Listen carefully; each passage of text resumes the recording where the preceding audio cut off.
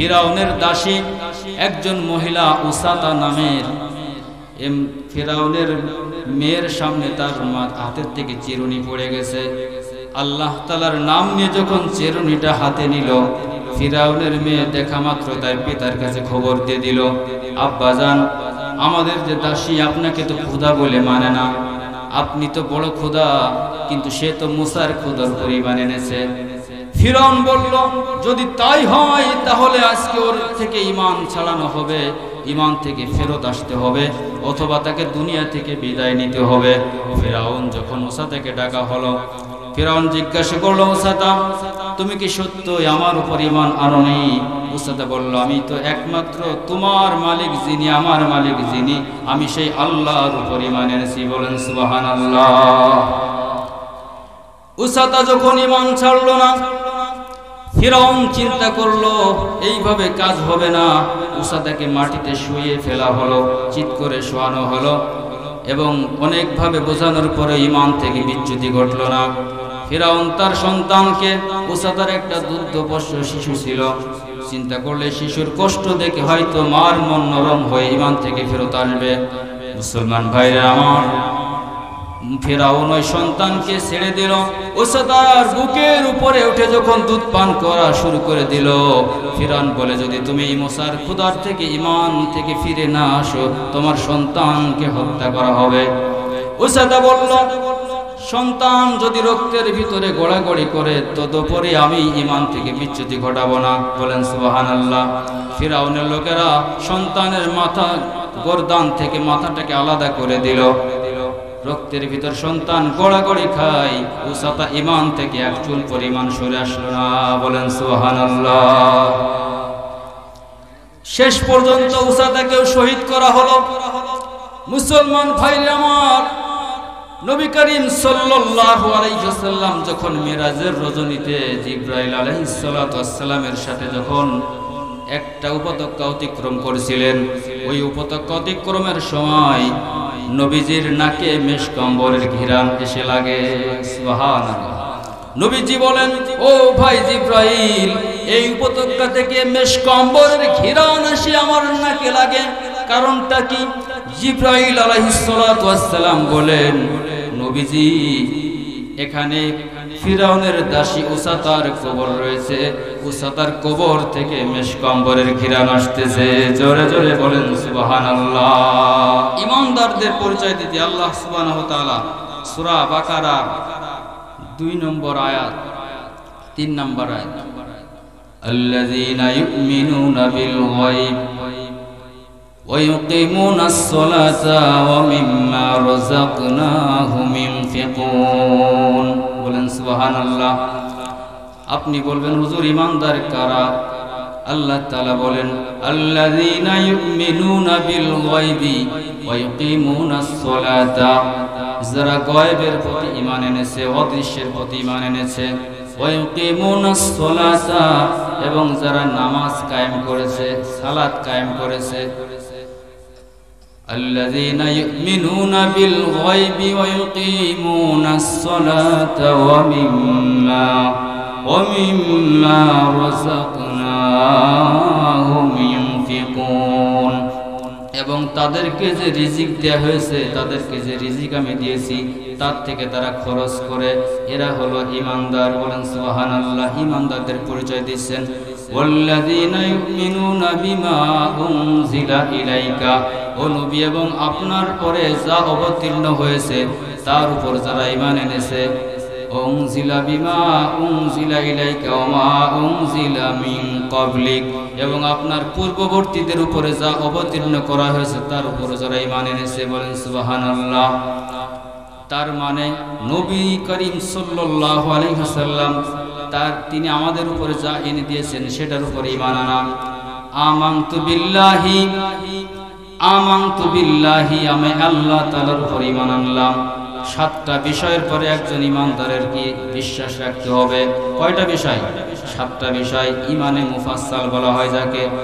আমানতু বিল্লাহি, আমি আল্লাহ তাআলার উপর ঈমান আনলাম, ওয়া মালাইকাতিহি, তার ফেরেশতাদের উপরে, ও কুতুবিহি তার কিতাব সমূহের উপরে, ও রসুলিহি তার রাসূলগণের উপরে, ওয়াল ইয়াউমিল আখিরি এবং কিয়ামতের দিনের উপরে, ওয়াল কদরি খায়রিহি ওয়া শাররিহি মিনাল্লাহি তাআলা ভালো মন্দ তাকদীরের উপরে, ওয়াল বা'সি বা'দাল মাউত এবং কিয়ামতের দিন মৃত্যুর পরে পুনরায় উত্থিত হতে হবে, এই কথার উপর ঈমান আনলাম। তাহলে পরিপূর্ণ ঈমান, ঈমানদার যে তার ভিতরে তিনটা গুণ থাকতে হবে, মুখে স্বীকার করা এবং অন্তর দিয়ে বিশ্বাস করা আর আমলের মাধ্যমে সেটাকে পরিণত করা। ঠিক কিনা বলেন? আপনি যদি যতই চায়ের দোকানে বসে বলেন নামাজ না পড়লেও আমার ঈমান ঠিক আছে, এটা মিথ্যা কথা। ঠিক কিনা বলেন? আল্লাযীনা ইউমিনুনা বিল গায়বি, যারা অদৃশ্যের প্রতি আল্লাহ তাআলার পর ঈমান এনেছে, না দেখে ঈমান এনেছে, বিশ্বাস স্থাপন করেছে। ওয়া ইয়াকিমুনাস সালাতা, 2 নম্বরেই হলো নামাজ কায়েম করেছে। আপনি নামাজ কায়েম না করে কিভাবে ঈমানদার হয়ে গেলেন? হ্যাঁ, নামাজ কায়েম না করে ঈমানদার হওয়া যাবে না। ঈমানকে মজবুত করতে হবে, আল্লাহ তাআলার উপর ঈমান আনতে হবে। ঈমান এত মূল্যবান জিনিস, মাথার জন্য, দেহের জন্য মাথা যেমন প্রয়োজন, মাথা ছাড়া যেমন দেহের কোনো দাম থাকে না, ঈমান না থাকলে ওই ব্যক্তির কোনো আমলের গুরুত্ব থাকে না, কোনো আমলে কোনো কাজ হবে না। ঠিক কিনা বলেন? ফিরাউনের দাসী একজন মহিলা উসাতা নামের, ফিরাউনের মেয়ের সামনে তার হাতের থেকে চিরুনি পড়ে গেছে। আল্লাহ তাআলার নাম নিয়ে যখন চিরুনিটা হাতে নিল, ফিরাউনের মেয়ে দেখা মাত্র তার পিতার কাছে খবর দিয়ে দিল, আব্বাজান, আমাদের যে দাসী আপনাকে তো খোদা বলে মানে না, আপনি তো বড় খোদা, কিন্তু সে তো মুসার খোদার পরিমাণ এনেছে। ফিরআউন বলল, যদি তাই হয় তাহলে আজকে ওর থেকে ঈমান ছাড়ানো হবে, ঈমান থেকে ফেরত আসতে হবে, অথবা তাকে দুনিয়া থেকে বিদায় নিতে হবে। ফিরআউন যখন মুসা থেকে ডাকা হলো, ফিরআউন জিজ্ঞাসা করলো, মুসাতা, তুমি কি সত্যই আমার উপর ঈমান আনোনি? মুসাতা বলল, আমি তো একমাত্র তোমার মালিক যিনি, আমার মালিক যিনি, আমি সেই আল্লাহর উপর ঈমান এনেছি। বলেন সুবহানাল্লাহ। মুসাতা যখন ঈমান ছাড়লো না, ফিরআউন চিন্তা করলো এইভাবে কাজ হবে না। মুসাতাকে মাটিতে শুইয়ে ফেলা হলো, চিৎ করে শোয়ানো হলো এবং অনেকভাবে বোঝানোর পরে ঈমান থেকে বিচ্যুতি ঘটল না। ফিরআউন তার সন্তানকে, মুসাতার একটা দুগ্ধপোষ্য শিশু ছিল, চিন্তা করলে শিশুর কষ্ট দেখে হয়তো মার মন নরম হয়ে ঈমান থেকে ফেরত আসবে। মুসলমান ভাইরা আমার, ফিরআউন ওই সন্তানকে ছেড়ে দিল। উসাতার বুকের উপরে উঠে যখন দুধ পান করা শুরু করে দিল, ফিরআউন বলে, যদি তুমি মুসার খোদার থেকে ঈমান থেকে ফিরে না আসো, তোমার সন্তানকে হত্যা করা হবে।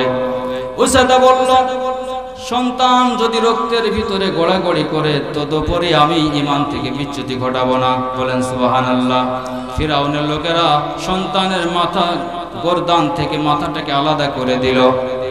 রক্তের ভিতর সন্তান গোড়াগড়ি খায়, উসাতা ঈমান থেকে এক চুল পরিমাণ সরে আসলো না। বলেন সুবহানাল্লাহ। শেষ পর্যন্ত উসাতাকেও শহীদ করা হলো। মুসলমান ভাইরা আমার, নবী করিম সাল্লাল্লাহু আলাইহি ওয়াসাল্লাম যখন মিরাজের রজনীতে জিবরাইল আলাইহিস সালাতু ওয়াস সালামের সাথে যখন একটা উপত্যকা অতিক্রম করেছিলেন, ওই উপত্যকা অতিক্রমের সময় নবীজির নাকে মেশকম্বরের ঘিরান এসে লাগে। সুবহানাল্লাহ।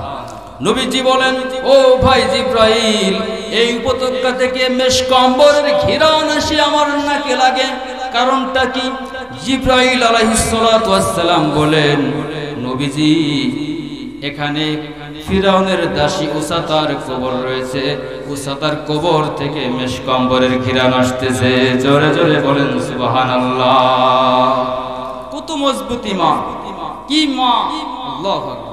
উসাতা একজন দাসীর ঈমানের কত মজবুত, আর আমাদের ঈমান কত মজবুত। আহা, ঈমান আজকে ঈমান হারা হয়ে যাচ্ছে আমরা। ঈমান এত দুর্বল যে ঈমান আমাকে বিছানা থেকে মসজিদ পর্যন্ত আমাকে নিতে পারতেছে না। ঠিক আছে না? বর্তমান আমরা বলি যে আমার মোবাইলের নেট দুর্বল, ভিডিও কলে কথা বলা যাচ্ছে না। তাহলে আমাদের ঈমান এত দুর্বল হয়ে গেছে যে জুমার নামাজ পর্যন্ত আমি যাচ্ছি, 5 ওয়াক্ত নামাজের কোনো খোঁজ নাই, মসজিদের পাশেই আমার বাড়ি, কিন্তু মসজিদে আমাকে দেখা যাচ্ছে না। আমার ঈমান কত পাওয়ারলেস হয়ে গেছে। আল্লাহ পাক আমাদের ঈমানকে মজবুত করে দিন, সকলে বলেন আমিন। প্রিয় ভাইরা আমার, তাহলে ঈমান, এই ঈমানদার আল্লাহ সুবহানাহু ওয়া তাআলা ঈমান, প্রথমেই ঈমান আনার কথা বলেছেন। ইল্লাল্লাযীনা আমানু, যারা ঈমান এনেছে তারাই ক্ষতিগ্রস্ততার ভিতরে নেই, বলেন সুবহানাল্লাহ। আর ঈমান আনলে যখনই কুরআনুল কারীমের যেখানে ঈমানের কথা বলা হয়েছে, ঈমানের পরেই নেক আমলের কথা বলা হয়েছে। আল্লাহ সুবহানাহু ওয়া তাআলা বলেন, আল্লাযীনা আমানু ওয়া আমিলুস সালিহাতি তুবা লাহুম ওয়া হুসনু মাআব। যারা ঈমান আনে ও সৎ কাজ করে, সৌভাগ্য তাদেরই, উত্তম পরিণাম তাদের জন্যই, বলেন সুবহানাল্লাহ। সূরা রাদের ভিতর আল্লাহ তাআলা বলেন, তারা যারা ঈমান আনবে এবং ঈমানের সাথে যারা নেক আমল করবে তাদের জন্য সৌভাগ্য বলা হয়েছে। যারা ঈমানের সাথে নেক আমল করবে, আল্লাযীনা আমানু ওয়া আমিলুস সালিহাতি ফালাহুম আজরুন গায়রু মামনুন, বলেন সুবহানাল্লাহ। সূরা 3 8 নম্বর আয়াতে আল্লাহ তাআলা বলেন, তবে যারা ঈমান আনেছে এবং নেক আমল করেছে তাদের জন্য রয়েছে অফুরন্ত নিয়ামত। ইল্লাল্লাযীনা আমানু ওয়া আমিলুস সালিহাতি ফালাহুম আজরুন, যারা ঈমান এনেছে এবং নেক আমল করেছে, ফালাহুম আজরুন, তাদের এমন প্রতিদান গায়রু মামনুন, শেষ হবে না, বিনষ্ট হবে না, বলেন সুবহানাল্লাহ। তাহলে এখানে সূরা 3 এর ভিতরেও অসংখ্য আয়াতে আল্লাহ সুবহানাহু ওয়া তাআলা যখন ঈমানের কথা বলেছেন, সাথে সাথে নেক আমল, নেক আমল সাথে ঈমান, ঈমানের সাথে নেক আমল থাকতেই হবে। আল্লাহ সুবহানাহু ওয়া তাআলা বলেন, ইন্নাল্লাযীনা আমানু ওয়া আমিলুস সালিহাতি উলাইকা হুম খায়রুল বারিয়া। সূরা বাইনার 7 নম্বর আয়াত, যারা ঈমান এনেছে এবং সৎ কাজ করেছে তারাই সৃষ্টির ভিতরে সেরা, বলেন সুবহানাল্লাহ। ইন্নাল্লাযীনা আমানু, যারা ঈমান এনেছে, ওয়া আমিলুস সালিহাতি, এবং নেক আমল করেছে, উলাইকা হুম খায়রুল বারিয়া, তারাই সৃষ্টির ভিতরে শ্রেষ্ঠ, বলেন সুবহানাল্লাহ। তাহলে ঈমানের সাথে সাথে নেক আমল কি বলতে হবে। সম্মানিত মহিলা মেহমানদের একটু আগায় আগায় বসতে অনুরোধ করা হচ্ছে। দোকানপাটে যারা সময় নষ্ট করতেছেন তাদের মাহফিলে আসতে। আল্লাহু আকবার। এই সুন্দর পরিবেশে এই মাহফিল প্রতিদিন কি হবে বলেন? আগামীকাল থাকবে এখানে এই জান্নাতের পরিবেশে, কোরআনের তাফসির যেখানে হচ্ছে, মাহফিল যেখানে হচ্ছে, এই মহামূল্যবান হায়াত, যে সময়ের কসম করে আজকে সূরাটি আমরা পাঠ করেছি, আল্লাহ পাক সেই সময়ের কসম করতেছেন যে সময় সম্পর্কে আমাদেরকে জিজ্ঞাসা করা হবে। সেই সময়টা আমরা মাহফিলের এই বাজারের ভিতর আমরা নষ্ট করতেছি। ভাইয়েরা যারা আছেন, যে মহামূল্যবান সময় নষ্ট করতেছেন, আমরা দ্রুত মাহফিলে এখানে চলে আসি। মাহফিল কর্তৃপক্ষকে আমি বলবো, আপনারা ভলেন্টিয়ার যারা আছেন, আশেপাশে যারা ঘোরাঘুরি করছে, তাদেরকে অনুরোধ করে প্রয়োজনে বুঝিয়ে তাদেরকে মাহফিলে আসার জন্য বলেন। মা বোনরা একটু বসার জায়গা করে দেন, জায়গা সংকুলান হচ্ছে না, কর্তৃপক্ষ অনুরোধ করছেন আপনারা একটু আগে আগে বসেন। আলহামদুলিল্লাহ। তাহলে আমরা বুঝতে পারলাম যে সমস্ত মানুষ ক্ষতিগ্রস্ত, তার ভিতরে প্রথম যারা ঈমান এনেছে, দ্বিতীয়ত ওয়া আমিলুস সালিহাত, যারা নেক আমল করেছে। কি আমল করেছে বলেন? নেক আমল করেছে। এই নেক আমলের ভিতরে সকল প্রকার নেক আমলের ভিতরে সব আমল চলে আসছে। নেক আমলের ভিতরে আমলে সালেহ, এর ভিতরে নামাজ আছে না? এর ভিতরে রোজা আছে না? নাই, আছে। হজ আছে না? নাই। দান করা, পর্দা করা, সুদ ছাড়া, হ্যাঁ, ঘুষ ছাড়া, তারপরে এক কথায় যাবতীয় যত প্রকারের নেক আমল আছে এই আমিলুস সালিহাত এর ভিতরে চলে আসছে, বলেন সুবহানাল্লাহ। তাহলে নেক আমল কি? আল্লাহ সুবহানাহু ওয়া তাআলা কোরআনুল কারীমের ভিতরে বলতেছেন, ওমা খালাকাতুল জিন্না ওয়াল ইনসা ইল্লা লিয়াবুদুন। আমি মানব জাতি এবং জিন জাতিকে একমাত্র আমার ইবাদতের জন্যই সৃষ্টি করেছি। অন্য আয়াতে আল্লাহ তাআলা বলেন, ইয়া আইয়ুহান নাসু উবুদু রাব্বাকুম, হে মানুষ মণ্ডলী, তোমরা তোমাদের রবের ইবাদত করো। কার ইবাদত করো? তোমাদের রবের ইবাদত করো। এখন অনেক আয়াতে আল্লাহ সুবহানাহু ওয়া তাআলা তার ইবাদতের কথা বলতেছেন। এই ইবাদতটা কিভাবে করব? আমল যত ভালো আমলে আপনি করেন, সেখানে যদি আল্লাহ তাআলার হিদায়াত না থাকে, আল্লাহ সুবহানাহু ওয়া তাআলার নির্দেশ না থাকে, রাসূলের তরিকা না থাকে, সেটা নেক আমল হবে না। বুঝতে হবে কার নির্দেশিত পথ? আল্লাহ রাব্বুল আলামিনের হুকুম আর রাসূলের করিম সাল্লাল্লাহু আলাইহি সাল্লামের সুন্নাহ মোতাবেক যখন না হবে, ওইটা নেক আমল হতে পারবে না। হাদিসের ভিতর আসছে, আনতা আবুদুল্লাহ কাআন্নাকা তারাহু ফাইন লাম তাকুন তারাহু ফাইন্নাহু ইয়ারাক। তুমি আল্লাহ তাআলার ইবাদত এমন ভাবে করবে যেন তুমি দেখে দেখে করতেছো। বলেন সুবহানাল্লাহ। আল্লাহ তাআলাকে দেখে দেখে করতেছো। মহান মালিক আমার সামনে দাঁড়িয়ে আছে, আমি আল্লাহ তাআলাকে দেখে ইবাদত করতেছি, আমি রোজা রাখতেছি, মহান মালিক আমার সামনে দাঁড়ানো আছে। আনতা আবুদুল্লাহ কাআন্নাকা তারাহু, তুমি আল্লাহর ইবাদত এমন ভাবে করবে যেন তুমি আল্লাহ তাআলাকে দেখতেছো। ফাইন লাম তাকুন তারাহু ফাইন্নাহু ইয়ারাক, তুমি যদি না দেখো, এটা তো অবশ্যই তিনি তোমাকে দেখতেছেন। সুবহানাল্লাহ। আমি না দেখলেও আমার রব আমাকে দেখতেছে। আর রব যখন আমার সামনে থাকবে, তখন আমার কোরআন তিলাওয়াত, আমার হজ, আমার নামাজ কেমন হবে বলেন?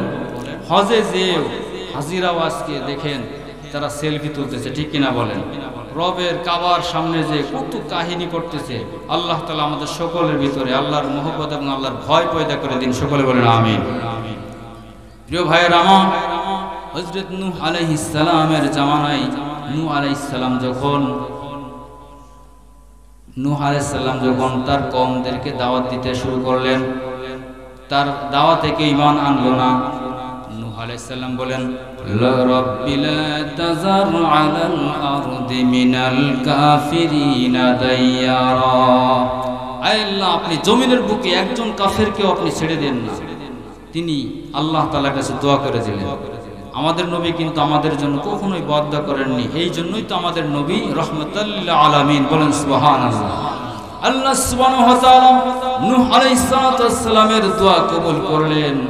প্রিয় ভাইরা আমার, ঘটনা সংক্ষিপ্ত বলে আমি বোঝাতে চেষ্টা করব। নূহ আলাইহিস সালামের জামানায় যখন প্লাবন হলো, আপনারা ঘটনা অনেকেই শুনেছেন।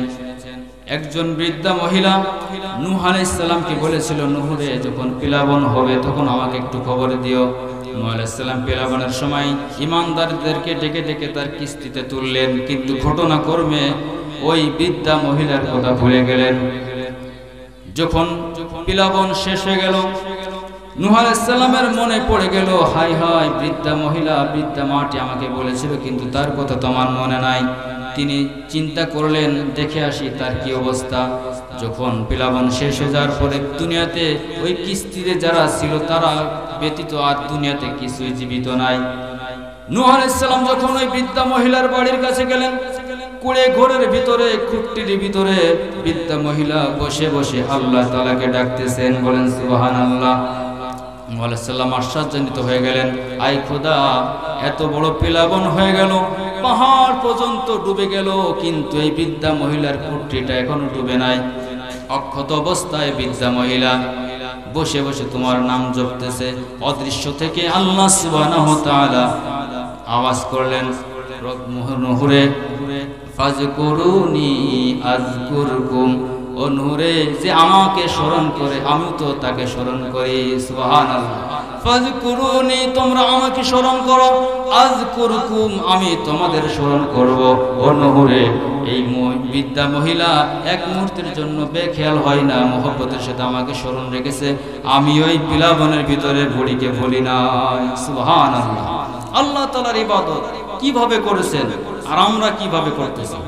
নামাজে দাঁড়ানোর সাথে সাথে আমাদের খেয়াল চলে যায় দোকানের দিকে নামাজে দাঁড়ানোর সাথে সাথে আমার খেয়াল চলে যায় আমার কৃষিকাজে মোটর জুড়ে আসছি, ঠিক কিনা বলেন? যত প্রকার হিসাব নামাজে দাঁড়ানোর সাথে সাথে আমাদের এসে যায়।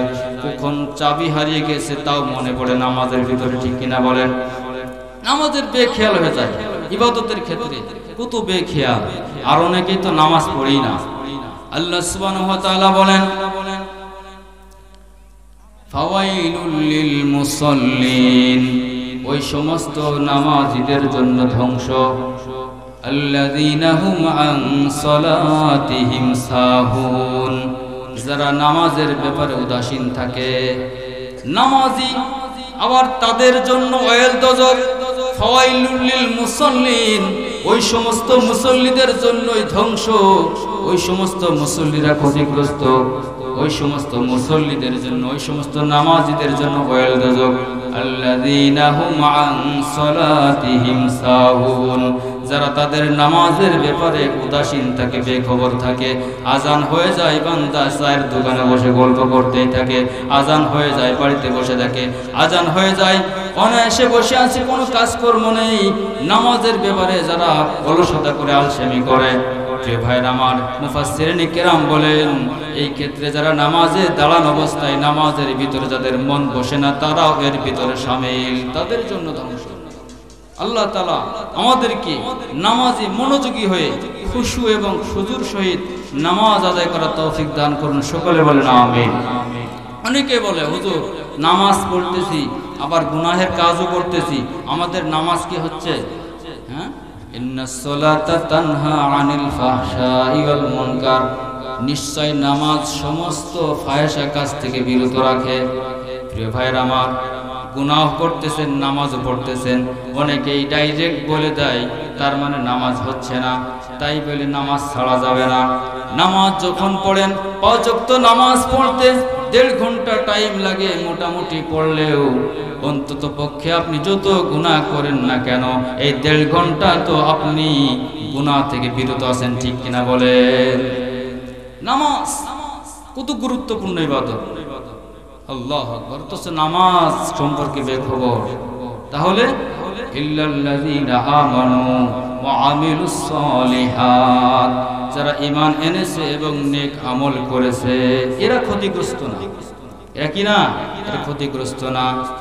মুসলমান ভাইরা আমার, যদি দুনিয়ায় আপনি আমল করেন, আমলটা যদি আপনি কার জন্য করেন? আল্লাহ তাআলার জন্য করেন, আল্লাহ তাআলাকে সন্তুষ্টির জন্য করেন, আল্লাহকে রাজি খুশি করার জন্য করেন, ওই আমলের এত পাওয়ার, ওই আমলের এত শক্তি, মহান মালিক আপনাকে দুনিয়াতে সফলতা দিবেন, কিয়ামতের ময়দানে সফলতা দিবেন। বলেন সুবহানাল্লাহ।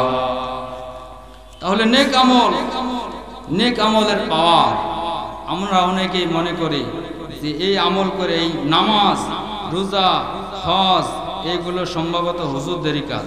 বলেন নাউজুবিল্লাহ। এটা কি শুধু হুজুরদের?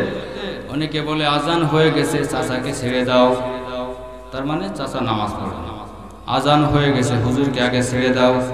অথচ ওখানে যে সকল মুসলমান রয়েছে, যে সকল লোক রয়েছে, সকলেই মুসলমান, কিন্তু বলে আজান হয়ে যাবে, আগে হুজুরকে চা দিয়ে দাও, আগে চাচাকে পান দিয়ে দাও, চাচা নামাজে যাবে। অথচ ওখানে যারা বসে আছে, আব্দুর রহমান, আব্দুর রহিম, আব্দুল করিম, সবই মুসলমানের সন্তান, মুসলমান, ঠিক কিনা বলেন?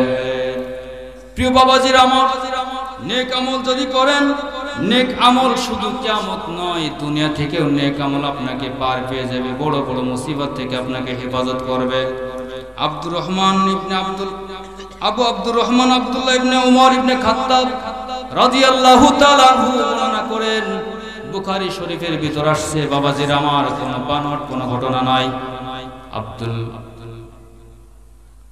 উমর ইবনে খাত্তাব রাদিয়াল্লাহু তাআলা আনহু বলেন, নবী করিম সাল্লাল্লাহু আলাইহি ওয়াসাল্লাম একদিন আমাদেরকে বলতেছেন, বনি ইসরাইলের যুগে 3 জন ব্যক্তি, এরা সফরে বের হয়ে গেল।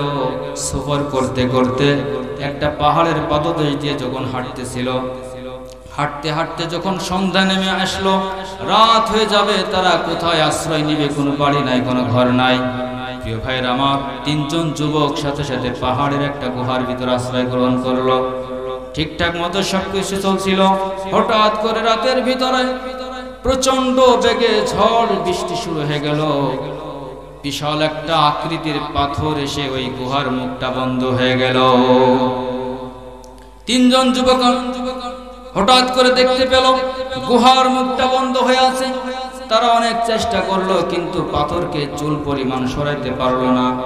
বিশাল আকৃতির পাথর। তারা নিশ্চিত হয়ে গেল এই গুহার ভিতরে আমরা মৃত্যুবরণ করব। আমাদের কঙ্কাল যুগের পর যুগ পড়ে থাকবে, কেউ জানবে না। কোনো টেলিফোন নাই, মোবাইল নাই, টেলিগ্রাম নাই, কোনো মাধ্যমে তা কাউকে জানানোর সুযোগ নাই। তারা নিশ্চিত হয়ে গেল আমাদের মৃত্যু হয়ে যাবে। কিন্তু এই ক্ষেত্রে একজন মাত্র আমাদেরকে বাঁচাতে পারবেন, তিনি কে? আল্লাহ একমাত্র বাঁচাতে পারবেন। এক ফোঁটা নাপাক পানি থেকে মায়ের গর্ভের ভিতরে 10 মাস 10 দিন আপনাকে আমাকে লালন পালন করে তিলে তিলে বড় করেছেন, তিনি কে? যখন আমাদের মস্তিষ্ক ছিল না, মেধা ছিল, মেধা খাটানোর কোনো সুযোগ ছিল না। হাত ছিল, কিন্তু হাত দিয়ে কিছু কাজ করতে পারতাম না। পা ছিল, কিন্তু পা দিয়ে চলাচল করতে পারতাম না, ঠিক কিনা বলেন?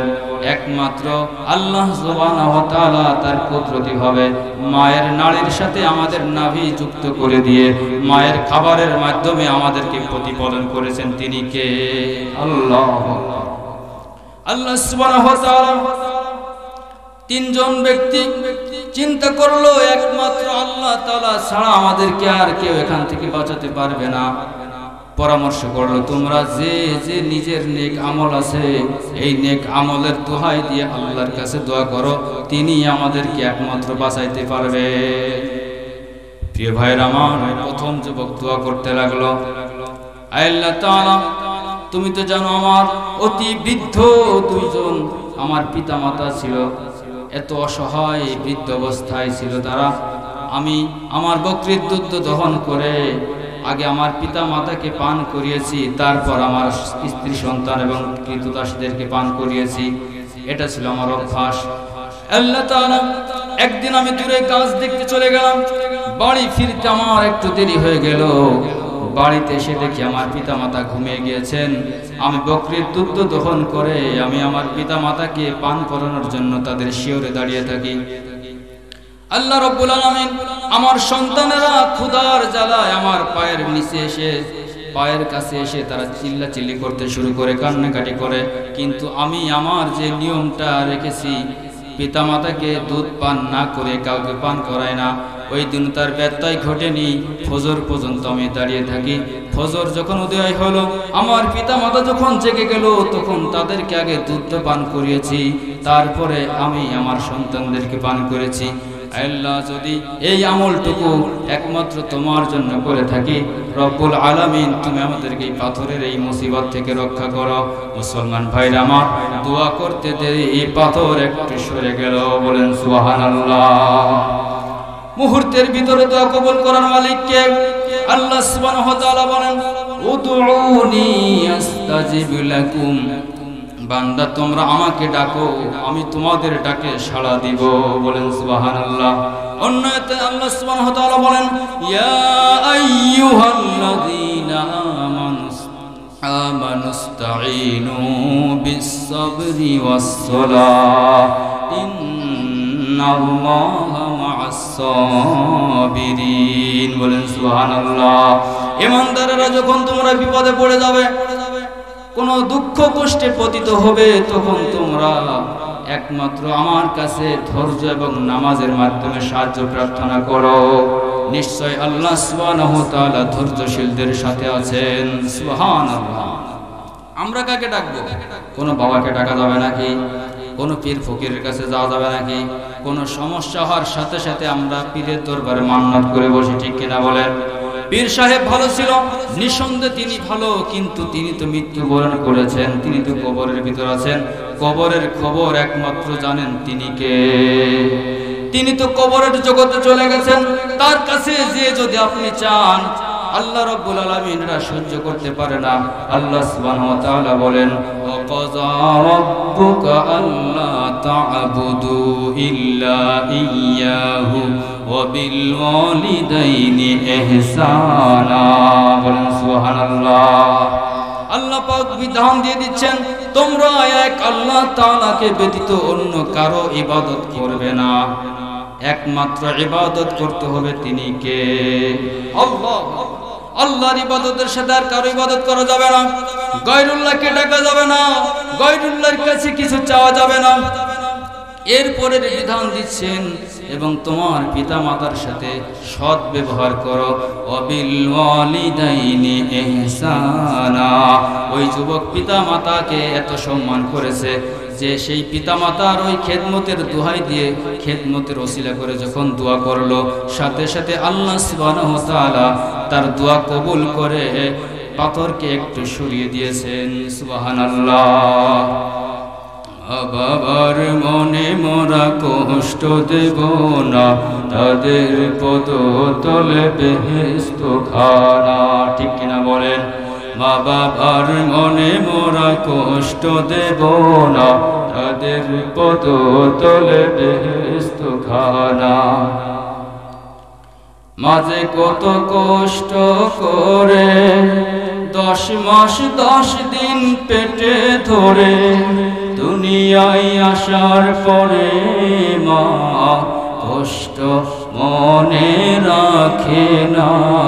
মা বাবার মনে মোরা কষ্ট দেব না, তাদের পদতলে বেহেশত খানা। ঠিক কিনা বলেন? বিদেশেতে সন্তান যদি মারা যায়, পশু পাখি জানার আগে আগে জানে মাই। ঠিক কিনা বলেন? বিদেশেতে ছেলে যদি মারা যায়, পশু পাখি জানার আগে আগে জানে মাই।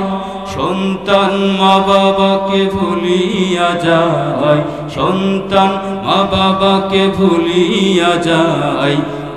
মা বাবা সন্তানকে ভোলে না, মা বাবার মনে মোরা কষ্ট দেব না, তাদের পদতলে বেহেশত খানা। ঠিক কিনা বলেন? প্রিয় ভাইরা আমার, দ্বিতীয় বন্ধু, 3 জন ব্যক্তির ভিতরে একজন দোয়া করলো, পাথর এই পরিমাণ সরে গেল যে একটু আলো গুহার ভিতর প্রবেশ করতেছে। বলেন সুবহানাল্লাহ। দ্বিতীয় ব্যক্তি দোয়া করা শুরু করে দিল, আল্লাহ তাআলা, আমি আমার চাচাতো বোনের সৌন্দর্যের প্রতি এতটাই মুগ্ধ হয়েছিলাম, তার প্রেমে এতটাই মগ্ন হয়েছিলাম, একজন পুরুষ যেভাবে আরেকজন মহিলার প্রেমে আসক্তি হয়, আমি তার প্রেমে মত্ত হয়ে গেলাম। আমি তার সাথে জিনা করার জন্য প্রস্তাব দিলাম, কিন্তু সে কখনো রাজি হতে চায় না। প্রেম নিবেদন করলাম, সে প্রত্যাখ্যান করে। এক পর্যায়ে আমার এই চাচাতো বোন অভাবে পড়ে গেল। আমি সেই দুর্বলতার সুযোগটা নিয়ে নিলাম। আমি তাকে 120 দিনার ধার্য কর্জ দিলাম, এই শর্তে কর্জ দিলাম সে আমার সাথে অপকর্মে লিপ্ত হবে। অসহায় অবস্থায় আমার চাচাতো বোন রাজি হয়ে গেল। আল্লাহ, যখন সে রাজি হয়ে গেল, নির্জন রুমে আমরা যখন দুজনে মিলিত হওয়ার জন্য আমাদের পোশাক আমরা খুলে ফেললাম। কোন কোন বর্ণনা আসছে, যখন তার রানের ভিতরে আমি বসে গেলাম, এই মুহূর্তে আমার চাচাতো বোন আমাকে বলল, ইত্তাকিল্লাহ, তুমি আল্লাহ তাআলাকে ভয় করো, আমার সতীত্ব নষ্ট করে না, বিবাহ ছাড়া আমাকে তুমি স্পর্শ করে না। আল্লাহ, এই কথাটা বলার সাথে সাথে ওই মুহূর্তে কোনো যুবকের সম্ভব নয় ফেরত আসা, কিন্তু তার রানের উপর থেকে একমাত্র উঠে আসলাম তোমার ভয়ে এবং তোমার সন্তুষ্টির জন্য। ও আল্লাহ তাআলা, এই আমলটুকু যদি আমি তোমার সন্তুষ্টির জন্য করে থাকি, আমাদেরকে এই পাথরের মহা মুসিবত থেকে আমাদেরকে রক্ষা করো। মুসলমান ভাইরা আমার, বলার সাথে সাথে এই পাথর আরেকটু সরে গেল। বলেন সুবহানাল্লাহ।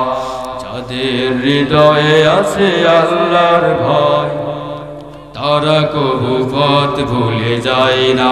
ঠিক কিনা বলেন? আল্লাহর প্রেম ছাড়া অন্য কিছু তারা কবু কারো কাছে চায় না। যাদের হৃদয়ে আছে আল্লাহর ভয়, তারা কবু পথ ভুলে যায় না। রাতের আধারে যারা সিজদাতে রয়, দু চোখের অশ্রুতে নদী যেন বয়। রাতের আধারে যারা সিজদাতে রয়, দু চোখের অশ্রুতে নদী যেন বয়। ছলনার হাত সানি যতই আসুক, কারো কাছে কবু ফিরে যায় না। ও যাদের হৃদয়ে আছে আল্লাহর ভয়, তারা কবু পথ ভুলে যায় না। ঠিক কিনা বলেন? যুবকের ভিতর আল্লাহর ভয়, আল্লাহর ভয়ের কারণে সে যখন ওই জিনা থেকে ফেরত আসলো, আল্লাহ সুবহানাহু ওয়া তাআলা এই নেক আমলের বরকতে পাথরটাকে সরিয়ে দিয়েছেন।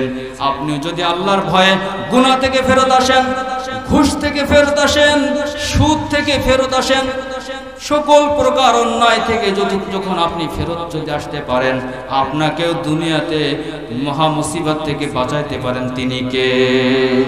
আল্লাহ। ওজনে কম দেওয়া যাবে নাকি বলেন? না, খবরদার। আল্লাহর ভয় যখন আপনার ভিতরে থাকবে তখন ওজনে কম দিতে আপনি পারবেন না। ব্যাপারীদের একটা অভ্যাস আছে, নেয়ার সময় একটু বেশি বেশি মেপে নেয়, ঠিক কিনা বলেন? আর দিতে যে কম দেয়। সব ব্যাপারী, সব ব্যবসায়ী কিন্তু এক নয়। তবে এই রকমের খাসলাত যাদের আছে তাদের জন্য সূরা মুতাফফিফিন একটু তরজমা দেখে নিয়েন। নেয়ার সময় বেশি, দেওয়ার সময় কম দেওয়া যাবে না। জমি চাষ করতে যে আল কাটা যাবে না। আরেকজনের সার ওষুধ কীটনাশক দিয়া পানি আপনার জমিতে আসতেছে, কেটে কেটে নেওয়া যাবে না, ঠিক কিনা বলেন? রাতের অন্ধকারে কাউকে আঘাত করা যাবে না। বিনা কারণে কোনো মুসলমানকে হত্যা করা যাবে না, আঘাত করা যাবে না, ঠিক কিনা বলেন? মুসলমান যদি লড়াই হয়ে যায়, এক মুসলমান আরেক মুসলমানকে যদি হত্যা করে, নবীজি বলেন আল কাতিলু ওয়াল মাকতুল কিলাহুমা ফিন্নার, হত্যাকারী এবং হত্যাকৃত ব্যক্তি উভয়ই জাহান্নামে চলে যাবে। সাহাবা আজমাইন বলেন, ইয়া রাসূলুল্লাহ, বুঝলাম যে হত্যা করেছে সে ব্যক্তি জাহান্নামে যাবে, কিন্তু যে হত্যা হয়ে গেল, মারা গেল, সে কিভাবে জাহান্নামে যাবে? নবীজি বললেন, সে হত্যা হয়েছে কিন্তু তার ভিতরে আকাঙ্ক্ষা ছিল সেও তার ভাইকে হত্যা করবে, ঠিক কিনা বলেন? গন্ডগোলের মাঠে যদি হত্যা করে, যে মারে এবং মরে উভয়ই জাহান্নামী। অতএব এই সকল অন্যায় এবং অশ্লীল কাজ থেকে আমাদেরকে ফেরত আসতে হবে, ঠিক কিনা বলেন?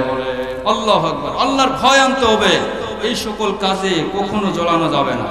প্রিয় ভাইরা আমার, তৃতীয় যুবক যখন বলতেছেন, তৃতীয় যুবক বলে,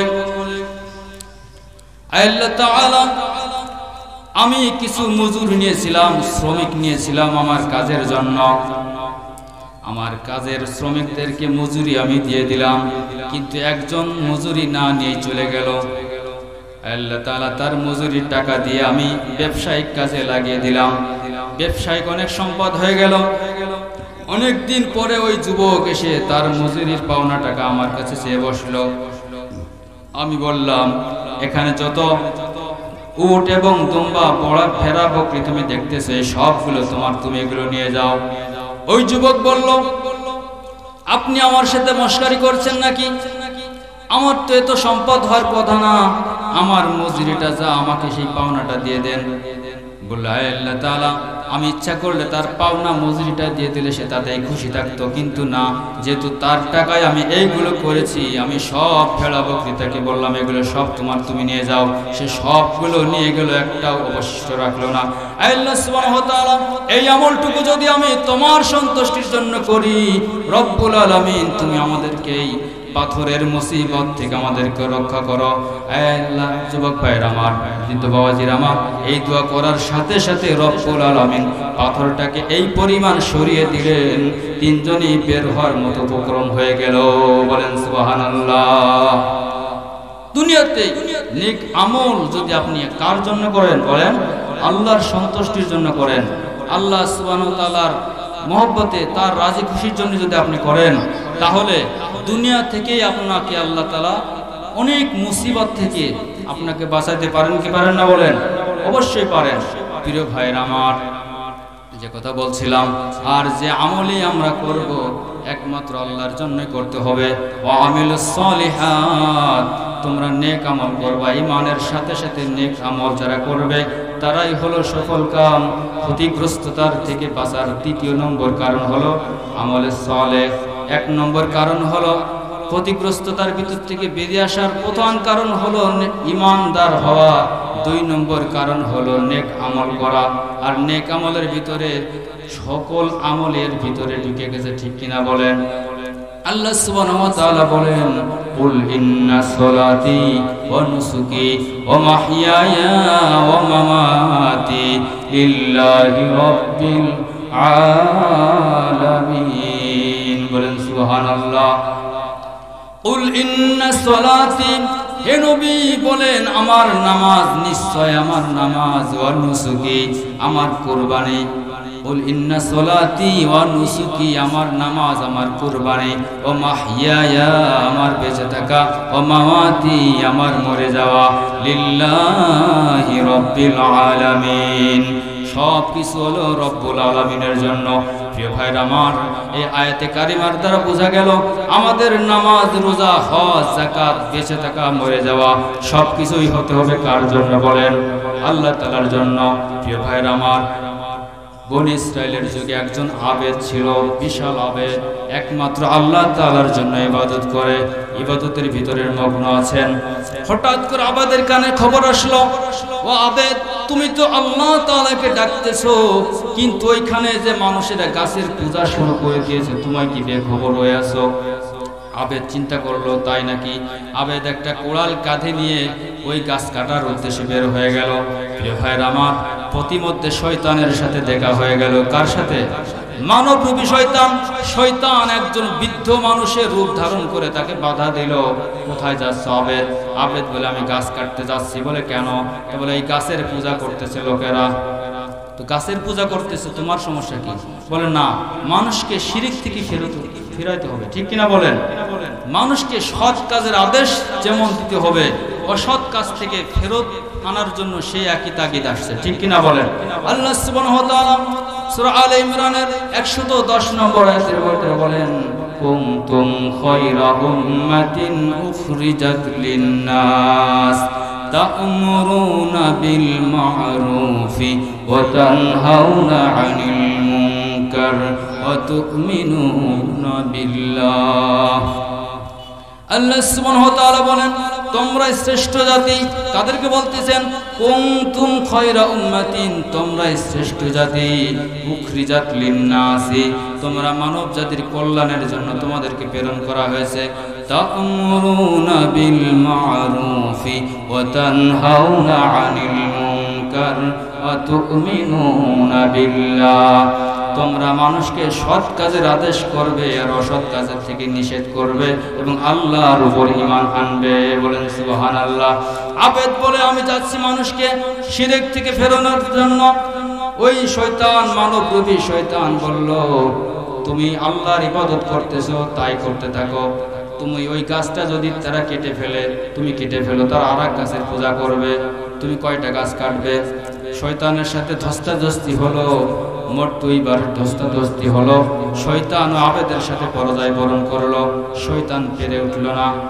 শেষ পর্যায়ে যে শয়তান তাকে অফার করলো, তুমি তার থেকে বরং ইবাদত করতেছ, ইবাদত করো, এই গাছ কাটা তোমার দায়িত্ব না। তোমাকে 2টা করে স্বর্ণ মুদ্রা দেওয়া হবে, আর এই স্বর্ণ মুদ্রা তুমি নিজের আমল, নিজের কাজে ব্যয় করতে পারবে এবং গরিব অসহায়দের মাঝে তুমি দান করতে পারবে। আবেদ চিন্তা করলো, এটা তো খুব ভালো কথা, আমি নিজেও ব্যয় করতে পারবো এবং পাড়া প্রতিবেশীদেরকে দান সৎকার করতে পারবো, এটা তো ভালো একটা উপায়। আর এই শর্ত হলো তুমি বালিশের নিচেই তোমার স্বর্ণ মুদ্রা দেওয়া হবে। প্রিয় ভাইরা আমার, প্রথম দিন আবেদ বালিশের নিচে স্বর্ণ মুদ্রা 2টি পেয়ে গেল, কোনো কথা নেই। দ্বিতীয় দিনও স্বর্ণ মুদ্রা বালিশের নিচে পেয়ে গেল, কোনো কথা নেই। তৃতীয় দিন যখন স্বর্ণ মুদ্রা পেল না, আবেদের মাথায় রাগ উঠে গেল। আবেদের মাথায় রাগ উঠে গেল, আবার কোড়াল কাঁধে নিয়ে গাছ কাটার জন্য উদ্যত হয়ে গেল। প্রিয় ভাইরা আমার, প্রতিমধ্যে আবার ওই মানবরূপী শয়তানের সাথে যখন দেখা হয়ে গেল, শয়তান বলল, কোথায় যা? বলে, গাছ কাটতে যাচ্ছি। বলে, গাছ কাটতে দিয়ে যাবে না। আজকেও বাকবিতণ্ডা হয়ে গেল। এক পর্যায়ে ধস্তাধস্তি করে শয়তানের কাছে আবেদ পরাজিত হয়ে গেল। আবেদ বলল, ভাই, কারণটা কি? আজকে আমার এই শোচনীয় পরাজয়ের কারণটা কি? ওই মানবরূপী তোমার সাথে আমি পেরে উঠিনি, তোমার সাথে আমি পরাজয় বরণ করেছি, আর আজকে তুমি স্বর্ণ মুদ্রার লোভে কুড়াল কাঁধে নিয়েছো, তোমার উপরে আল্লাহর রহমত নাই, ঠিক কিনা বলেন? তাহলে আমাদের নামাজ, রোজা, হজ, যাকাত কার জন্য হতে হবে বলেন? আল্লাহ তাআলার জন্য হতে হবে। ইন্নাল ইনসানা লাফি খুসর। আল্লাহ পাক বলেন সমস্ত মানুষগুলো ক্ষতিগ্রস্তর মধ্যে রয়েছে, কিন্তু তারা নয়, ইল্লাল্লাযীনা আমানু, যারা ঈমান এনেছে, ওয়া আমিলুস সালিহাত, এবং ঈমানের সাথে সাথে তারা নেক আমল করেছে, তারা ক্ষতিগ্রস্ত নয়। 3 নম্বর, ওয়াতাওয়াসাউ বিল হাক্কি, পরস্পরের ভিতরে সত্যের উপদেশ দিয়েছে, ধৈর্য ধারণের উপদেশ দিয়েছে। মুসলমান ভাইরা আমার, ইবনে আব্বাস রাদিয়াল্লাহু তাআলা আনহুর মতে অন্যকে হক বা সত্যের পথে উপদেশ দেওয়ার অর্থ হলো ঈমান এবং তাওহীদের পথে ডাকা। এখানে ঈমান এবং তাওহীদের দিকে ডাকা। কাতাদা রাদিয়াল্লাহু তাআলা বলেন, এই হকের পথে ডাকা মানে আল্লাহর দিকে ডাকা, কোরআনের দিকে ডাকা। তার মানে 3 নম্বর শ্রেণী যারা আল্লাহর দিকে ডাকে, কোরআনের পথে যারা আহ্বান করে আর পরস্পরকে ধৈর্য ধারণের উপদেশ দেয়। ধৈর্য ধারণের উপদেশ মানে, ধৈর্যের অর্থ হলো নিজেকে গুনাহ থেকে বিরত রাখা এবং নেক আমলের পরে ইস্তেকামাত থাকা। আর 3 নম্বর অর্থ হলো বিপদ মুসিবতে আল্লাহর উপরে ধৈর্য ধারণ করে থাকা। পরস্পরের ভিতরে দাওয়াত দেয়া একজন আরেকজনকে, মুফাসসিরিন কেরাম বলেন এর দ্বারাই বোঝানো হয়েছে যে শুধু নিজে আমল করলে হবে না, পরস্পরকে সত্যের উপদেশ, কোরআনের পথে ডাকতে হবে, আল্লাহর দিকে ডাকতে হবে, তাওহীদের দিকে ডাকতে হবে এবং পরস্পরের ভিতরে ধৈর্য সবরের দাওয়াত দিতে হবে। এই 4টা গুণ, অর্থাৎ নেক আমল, ঈমান আনা, নেক আমল করা এবং পরস্পরকে সত্যের আহ্বান করা, ধৈর্য ধারণের উপদেশ দেয়া, এই 4টে গুণ যাদের ভিতরে আছে তারাই হলো সফল কাম এবং তারাই হলো সফলতার দ্বার প্রান্তে পৌঁছতে পারবে। ঠিক কিনা বলেন? প্রিয় ভাইয়ের আমার, আল্লাহ সুবহানাহু ওয়া তাআলা এই ছোট্ট সূরার ভিতরে মানব জাতির জন্য মুক্তির পথ বলে দিয়েছেন। এই জন্য ইমাম শাফিঈ রাহমাতুল্লাহি আলাইহি বলেন, যদি আল্লাহ সুবহানাহু ওয়া তাআলা এই একটি মাত্র সূরাও নাযিল করতেন ততটুকু মানুষের জন্য যথেষ্ট হয়ে যেত। নবী করিম সাল্লাল্লাহু আলাইহি সাল্লাম বলেন, ছোট্ট একটা হাদিস, আখলিস দীনাকা ইয়াকফিকাল আমালুল কলিল, তোমার ঈমানকে খাঁটি করো, পিওর করো, খালেস করো, ইয়াকফিকা, তোমার জন্য যথেষ্ট হয়ে যাবে। আমালুল কলিল, অল্প আমল। তার মানে তোমার ঈমানকে যদি খাঁটি করতে পারো, অল্প আমলই তোমার নাজাতের জন্য যথেষ্ট হয়ে যাবে। সুবহানাল্লাহ। প্রিয় ভাইয়ের আমার, আল্লাহ সুবহানাহু ওয়া তাআলা এই ছোট্ট সূরার ভিতরে আমাদের মুক্তির পথ বলে দিয়েছেন। আর ঈমানের পরে যে বিষয়টা আমি বললাম সেটা হলো নেক আমল। নেক আমলের ভিতরে কোরআন তেলাওয়াত আছে না নাই? আছে না নাই? কোরআন শিক্ষা আছে না নাই? এখানে আপনাদের একটা মাদ্রাসা রয়েছে। মাদ্রাসা কার ঘর? রাসূলের ঘর। কার ঘর? আল্লাহ রাসূলের ঘর। এখান থেকে কোরআন শিখবে। কারা শিখবে? আমাদের বাচ্চারা কোরআন শিখবে। নবী করিম সাল্লাল্লাহু আলাইহি সাল্লাম বলেন, খায়রুকুম মান তাআল্লামাল কুরআন ওয়া আল্লামা, তোমাদের ভিতরে সব থেকে উত্তম তারা যারা কোরআন শেখে এবং অপরকে শিক্ষা দেয়। বলেন সুবহানাল্লাহ। আপনাদের চোখে ছোট হতে পারে, সামান্য হুজুর, কিন্তু না, নবীজি সার্টিফিকেট দিচ্ছেন যারা কোরআন শেখে এবং শিখায় তারা হলো সব থেকে উত্তম। বলেন সুবহানাল্লাহ। নবী করিম সাল্লাল্লাহু আলাইহি ওয়াসাল্লাম বলেন, মান ক্বারা হারফাম মিন কিতাবিল্লাহি ফালাহু হাসানাতুন ওয়াল হাসানাতু বিআশরি আমসালিহা, কোরআনুল কারীম থেকে যে ব্যক্তি একটি হরফ পাঠ করবে তাকে 10টা নেকি দেয়া হবে। আর লা আকুলু আলিফ লাম মিম হরফুন, আমি বলি না আলিফ লাম মিম একটা হরফ, বাল আলিফুন হরফুন ওয়া লামুন হরফুন ওয়া মিমুন হরফুন, বরং আলিফ লাম, আলিফ একটা হরফ, লাম একটা হরফ, মিম একটা হরফ। অতএব কোনো বান্দা বান্দি যদি আলিফ লাম মিম পাঠ করে সাথে সাথে তার আমল নামায় কয়টি নেকি? বলেন 30টা নেকি লেখা হয়ে যাবে। তাহলে আপনি আমি যত কোরআন তিলাওয়াত করব সাথে সাথে প্রত্যেকটা হরফের বিনিময়ে 10টি করে নেকি দেবেন কে? আল্লাহ। মান জাআ বিল হাসানাতি ফালাহু আশরু আমসালিহা, যে ব্যক্তি একটা নেক আমল করবে আল্লাহ তাআলা তাকে 10টা প্রতিদান দিবেন। সুবহানাল্লাহ। তাহলে এখানে কোরআন তেলাওয়াত হবে, মাদ্রাসা জীবিত থাকবে। এটা কাদের দায়িত্ব? গাছ লাগিয়ে যদি গাছের নিচেই পানি না দেন, ফসল লাগিয়েছেন, যদি পানি না দেন ফসল হবে না, কি বলেন?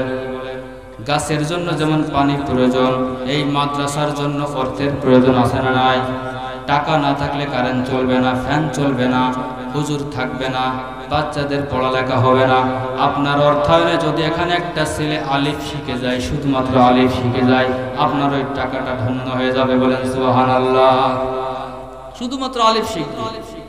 নবী করিম সাল্লাল্লাহু আলাইহি সাল্লাম বলেন, কুন আলিমান আও মুতাআল্লিমান আও মুস্তামিআন আও মুহিব্বান লা তাকুন খামিসান ফাতুলিক। তুমি আলেম হও অথবা তার ছাত্র হও, তাদের মহব্বতকারী হও, তাদেরকে সাহায্যকারী হও, লা তাকুন খামিসান, পঞ্চম হয়ে না। এখানে হাদিস বিশারদরা বলেন পঞ্চম নাম্বার যদি উল্লেখ হয়, পঞ্চম নাম্বার হলো তুমি আলেম ওলামা কোরআনের ছাত্রদের বিরুদ্ধকারী হয়ে না।